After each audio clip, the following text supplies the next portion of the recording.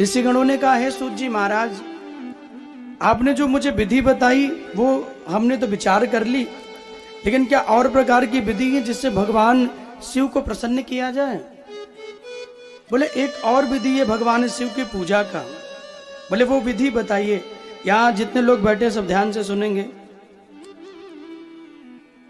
भगवान शिव का मंदिर हो आसपास, तो शिव के मंदिर में अंततः हमेशा भगवान शिव, और एक भोलेनाथ का ही मंदिर मुझे ऐसा लगता है जिसमें पट नहीं पड़ता है। शिव का मंदिर सभी भक्तों के लिए हमेशा खुला रहता है, बड़े सहज रूप से। सूत जी ने कहा इनकी सेवा के लिए वैसे तो कुछ लगना भी नहीं है, लेकिन देखिए कभी कभी क्या होता है, कई लोग कहते भाव से भगवान को मनाओ, कई लोग कहते ना भाव से मनाओ, भगवान को भोग क्यों लगा रहे हो, हलवा भगवान थोड़ी खाते हैं, भाव ही लगाओ।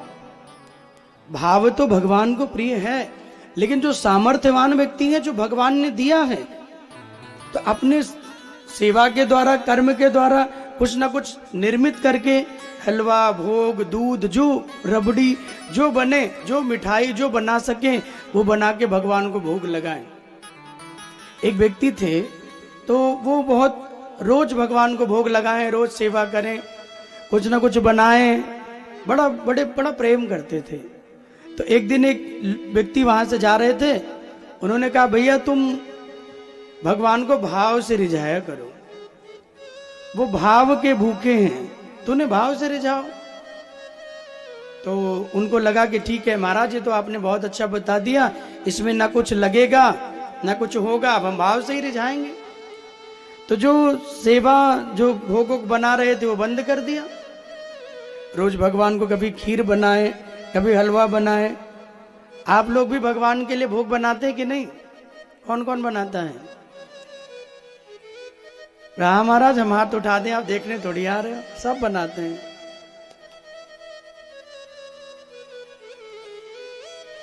भगवान के लिए भोग हाथों से बनाना चाहिए।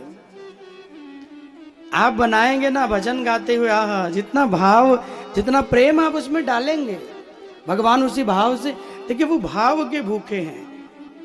जो व्यंजन आप बनाते समय जितना भाव, जितना प्रेम उसमें डाल दोगे ना, आपके व्यंजनों का वो भाव भगवान पा लेंगे और वो व्यंजन प्रसाद रूप में आपको प्रदान करेंगे। बोले मेरा प्रसाद है, आप पाओ।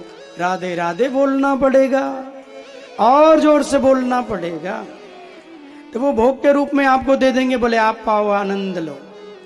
तो वो व्यक्ति ने सोचे कि भाई एक साधु जी बता गए कि भाव से रिझाओ, तो सब कुछ बंद कर दिया, सारा भोग सब कुछ बंद हो गया।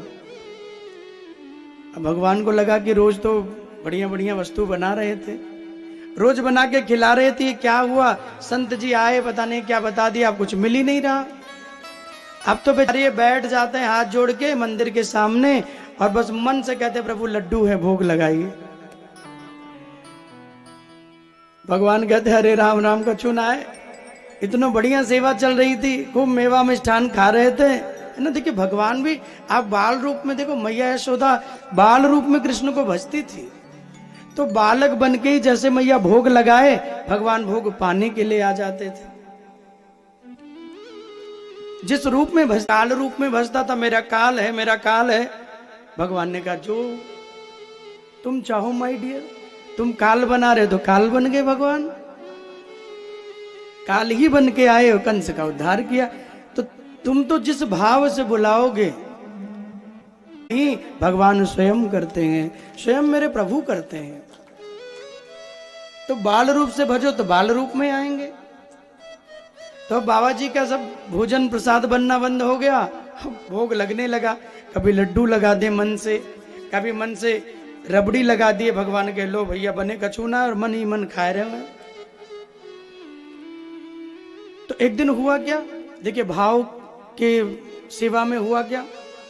बोले एक दिन मंदिर के सामने बैठ गए, ध्यान से सुनना, और एक कटोरा आ गया, कटोरे में दूध आ गया, है कुछ भी नहीं, बैठे हैं आंख बंद है, कटोरा आया, दूध आया, सोचा इसमें चीनी डाल के भोग लगा दें। जिस डब्बे में चीनी थी अब मन की चीनी खत्म हो गई, तो सोचे अब चीनी क्या करूं, बोले गोदाम में बड़ी चीनी है, चलो निकालना है। तो बैठे हैं मंदिर में और मन चला गया गोदाम में चीनी निकालने। यही मैं कल कह रहा था, कई बार कथा में बैठे होते मन घर में चला जाता है ना। यहां बैठे मन स्वाभाविक है, मानव प्रवृत्ति है, चला ही जाता है, कोशिश करना चाहिए। यही तो मैं कह रहा था, मन ही मनुष्यानाम बंधनात् कारणम, मन ही मनुष्य के बंधन का कारण है। आप सब छोड़ दिए, यहां बैठ गए, मेरा कुछ नहीं है, कोई बंधन नहीं है, हाँ या ना। और यहाँ आए बोले सब मेरा है, तो चिंता है, बेटा आता होगा उसको नाश्ता कौन देगा। कोई कह रहे कि 5 बजे पति देव आएंगे, फिर गुस्सा हो रहे थे कल लेट हो गया। तुम महाशंकर जी को भज रही हो, पति भूखा है, वो अलग डांटेंगे। अलग अलग चिंता होती है। कई को अरे फ्रिज में दूध रखे गर्म नहीं, कहीं शाम को फट ना जाए गर्माऊं तो सबकी अपनी अपनी चिंता है, ये ना हो जाए वो ना हो जाए। तो ये चले गए मन रूपी भाव से चीनी निकालने। अब चीनी का बोरा मन से खोला, कटोरे में गिराने लगे। अब बोरा ज्यादा बड़ा, मुंह खुल गया तो चीनी ज्यादा गिर गई। महाराज जैसे चीनी ज्यादा गिरी, सोचा अरे राम राम राम, इतने में तो महीने भर का भोग लग जाएगा, बड़ी ज्यादा गिर गई। इतने में तो 1 महीना भोग चलेगा। तो सोचे अभी देर थोड़ी हुई है, चीनी गलने में टाइम लगता है, लाओ हाथ डाल के निकाल ले। और जैसे ही हाथ डाले और निकालने लगे तो भगवान ने एक चमाट गाल पे जमाई। बोलो राधे राधे। एक लगा तो फिर मन रूपी जो भाव था वो टूटा। अरे कहाँ है, बोले मंदिर में। कौन मारा? भगवान कहे मैंने मारा भैया। क्यों प्रभु? बोले तू जिस भाव से सेवा कर रहा था बढ़िया था, तू कहाँ मन के चक्कर में पड़ गया। पदार्थ लेता था तो मेवा लेता था, दूध लेता था, चीनी डालता था, बनाता था, सेवा बड़े भाव से भजन गाता था। आज मन रूपी भाव में भी कंजूसी करने लगा। अरे जब मन का ही यदि भोग लगाना है तो मन के भोग में कंजूसी क्यों?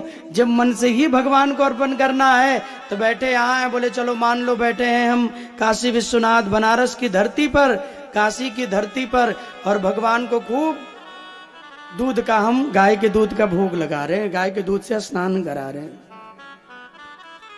मन रूपी भाव में भी कंजूसी नहीं होनी चाहिए। संतों ने कहा जब भगवान के लिए सेवा करिए तो निश्चल भाव से करिए, अपने हृदय को बड़ा करिए। लोग भगवान के लिए कुछ लेने जाते, वस्त्र लेने जाते हैं तो वहां बड़ा मोल भाव करेंगे, बड़ा विचार करेंगे। साथ में बच्चा गया हो तो बेटा जाए, बेटी जाए और परिवार जाए, बोले हम यहाँ नहीं लेंगे, हम उस शोरूम में लेंगे, चलो वहां फिक्स रेट में मिलता है। एक शर्ट भी ले ली तो 5000 की मिल गई। तो ये हमारा भाव बदले ना। यही तो शिवपुराण यही कह रहा है, तुम जिस भाव हो, अगर मन मैला है तो मैला ही मन लेके आओ, पवित्र मन है तो पवित्र मन लेके आओ, भगवान के समक्ष पधारो। जिस भाव से रहोगे भगवान स्वीकार कर लेंगे। भाई यदि मेरा मन पवित्र नहीं है प्रभु, फिर भी तो आया हूं आपके शरण में, बालक तो आपका हूं, अब ये जिम्मेदारी आपकी है, आप मुझे पवित्र करिए, आप पवित्र रहने दीजिए, ये आप जानिए। मेरा कोई दोष नहीं है, मैं तो आपके शरण में आया हूं बस। तो जब भी भाव से भोग लगाना हो, मन के भाव का भी जब भोग लगे तो उसमें कंजूसी ना हो, इस भाव से भगवान को भोग लगाना चाहिए।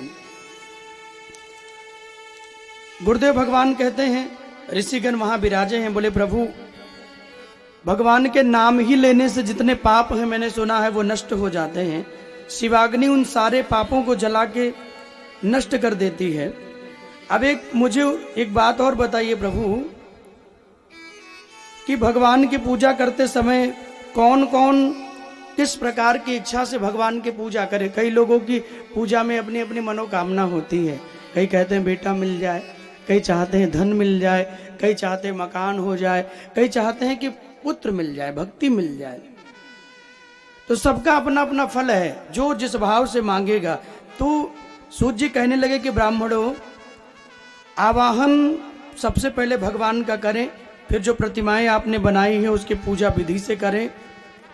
कोई विद्यार्थी है, ध्यान से सुनना, कोई पढ़ने वाला बालक है, शिवलिंग बना के शिव की समस्त विधि से पूजा कर रहा है, तो विद्यार्थी प्रसन्न मन से सहस्त्र पार्थिव लिंग बनाकर पूजे तो उसके मन में जो कामनाएं हैं, उसको जो प्राप्ति चाहिए वो उसको प्राप्त हो जाती है, ऐसा शिव पुराण कह रहा है।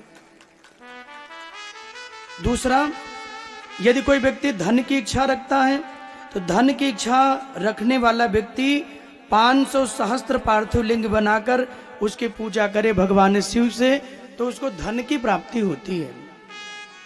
भगवान धन भी देने वाले हैं।